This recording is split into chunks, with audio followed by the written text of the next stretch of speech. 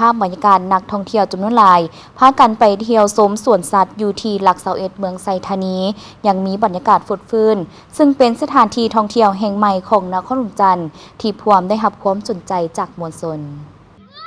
ซึ่งแน่นทิศผ่านมานี้กลมกับมือผักเวียกหลายคนดังนั้นหลายครอบครัวได้พาลูกหลานไปเที่ยวชมอนุวงศ์ฟาร์มหรือสวนสัตว์หลักเสาเอ็ดที่หลายคนมักเอิ้นกันว่าสวนกวางนั่นเองซึ่งพร้อมได้รับความสนใจจากนักท่องเที่ยวเป็นจำนวนหลายโดยเฉพาะชาวนครหลวงจันทร์พอตั้งอยู่ใกล้กับตัวเมืองและใช้เวลาเดินทางบ่ดน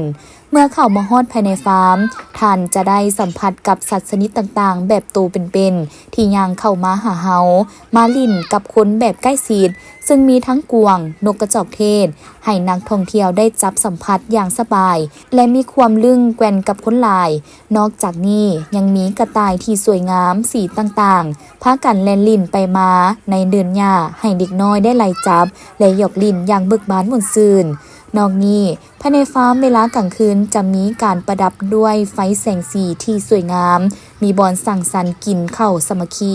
กับครอบครัวและหมู่เพื่อนและยังได้สัมผัสกับสัตว์ชนิดต่างๆในยามมืดค่ำน้ำอีกซึ่งบางโต๊ะก็นอนในเดินหญ้าเลยเห็นไฮเฮาสามารถเบิ่งสัตว์ได้ตลอดเวลา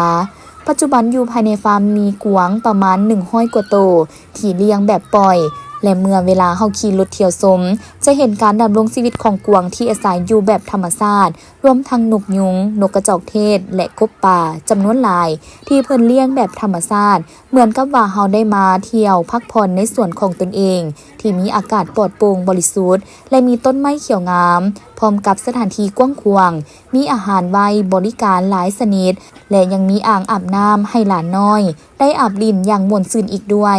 สำหรับทุกท่านที่เดินทางเข้ามาเที่ยวชมภายในฟาร์มแห่งนี้แม่นบ่ได้เสียค่าเข้า